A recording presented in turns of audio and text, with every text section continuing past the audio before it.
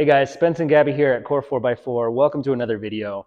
I am super excited to get into this one because this Jeep behind me, the Jeep Cherokee XJ, has a special place in my heart because it was my first vehicle at 15. I burnt my first one to the ground. Fire. Why? My first Jeep, I got stuck off-roading and lit the grass on fire underneath. Like on purpose? No. Okay. Trying to get unstuck with I didn't have four-wheel drive. And I burnt that Jeep to the ground. Like, fire truck came and everything, tires exploded, like, that Jeep's gone. But because of all my memories with Jeeps, I've really always loved the XJ. It's kind of how we started Core. It's the first Jeep I ever made parts for. I was 15 and couldn't afford anything, so we made them. On this series, we are going to be doing our full crawler 4-inch lift kit with the long arm upgrade. So yeah, we're gonna be tearing it down and hopefully it's not too rusty because it's been sitting like You said like 5 years, right? years, just rusting. Yeah, so this thing has been sitting for a long time. Doors don't even open. It needs a fuel pump. It doesn't even start, and we had to drag it over here just to start on this series. So by the end of the series, we are gonna have the crawler kit on it. We'll have it running and we will be on the trails.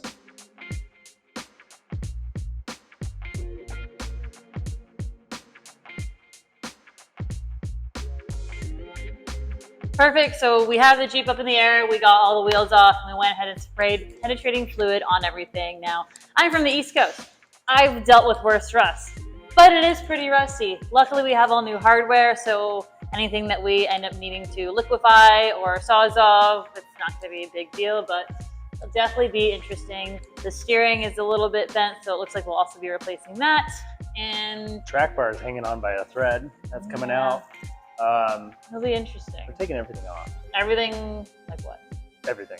Everything. Define everything. So, okay, steering's coming off, sway bar's coming off, control arms, brake line, shocks, springs. Like, we're just gonna have a bare axle to start with on this install. So. That'll be fun. Yeah. Cool. So yeah, hopefully the penetrating fluid will make it a little bit easier. We sprayed penetrating fluid on the rear now, so next week when we do the leaf springs and the shock, it'll be ready to go.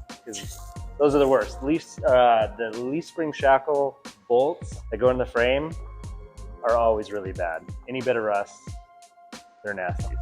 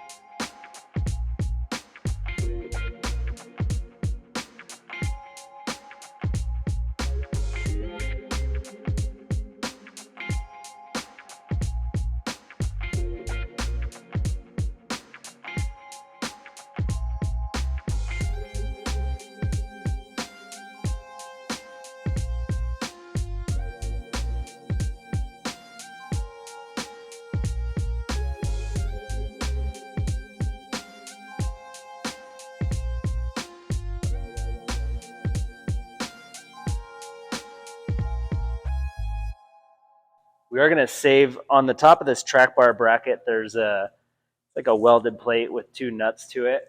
It can fall out. You do want to save that. Yeah, so on this, you can either hammer those bolts through and you'll have that tab fall back in your frame, and it might come off anyways, but we are going to want that to install the new track bar. Be wary of that.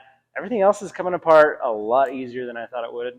We haven't gotten that far. We just got the steering and everything, but you know, in our last videos, Gabby and I have really struggled with this pitman arm and the drag link, so I was literally shocked when that just fell out. Hopefully the rest of it goes like that. We're going to take off this end of the track bar, and then we can just slide the bracket that way. Since we've already taken off the frame bolts here, these have a welded nut on the back of them. So save those bolts as well, because we'll get a whole new bracket with the track bar we're putting on. Here we go. And that's the track bar. It's in the trash. This can just pull right through, so this is all we're saving. Usually these don't rust, so we always reuse these for install. But yeah, if this falls out and you lose it, then you have to run bolts through the frame, and it's kind of annoying. This is really nice. Just wanted to mention, we got all the steering and the track bar off the front end. It's out of our way now. We're really going to be getting into the parts that hold the axle in place, the control arms, the shocks even hold it there. So for safety, we're going to put the jack stands under it. It can still roll off of this, so we might get another jack stand under here. Just want to be cognizant of that when you're ripping it apart and going all the way down like we are to the bare axle, because we're putting all new parts on this. So it is going to be hanging here in the air, and we don't want it to fall on us. So everything's coming off. The drive line is the only thing that's going to be attached. So it'll keep it kind of from rolling back, but we're just going to be aware of that as we're taking things apart to make sure we're safe. I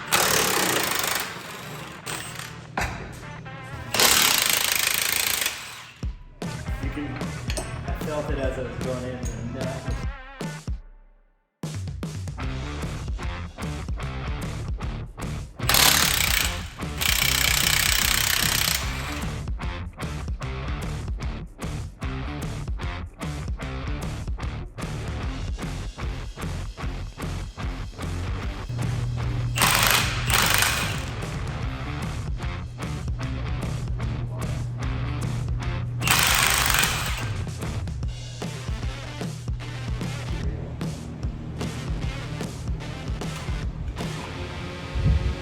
This is fine.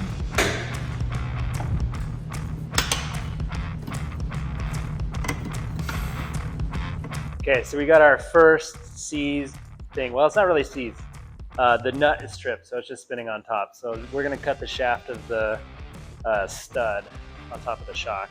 Our shock nut in the engine bay is stripped, so it's just spinning.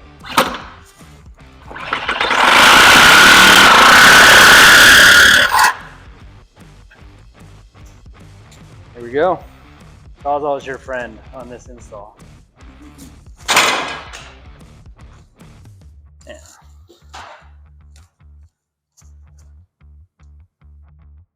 Yeah, this was just spinning.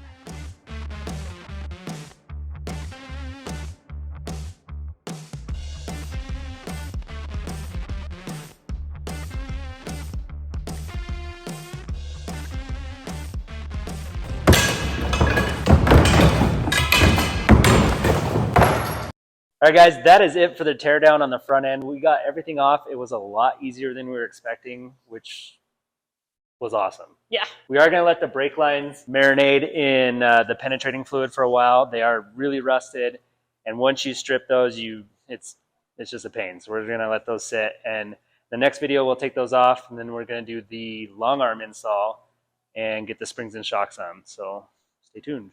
Yeah, really excited for that video. Thank you all so much for tuning in. We are excited for this new series. Don't forget to like, comment, and subscribe, and we'll see you all in the next one.